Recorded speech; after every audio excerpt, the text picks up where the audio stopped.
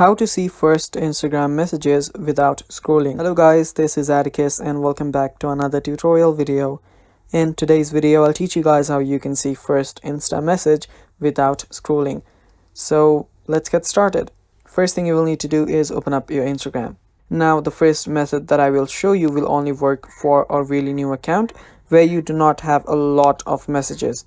So what you'll need to do is simply head over to the text, and after you're on the text, simply tap on the top. Now how that works is I'll just show you.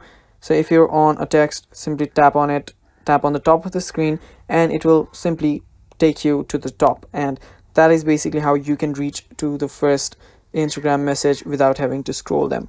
Now this only works if you have few text messages. So if you have a lot of thousands of text messages, what you can use is you can use an auto scroller from your app store and use that so that you can see the first text message.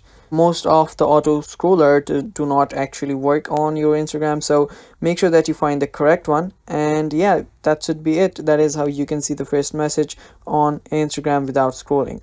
Thanks for watching guys, that is all for the video. Stay tuned for more and bye bye.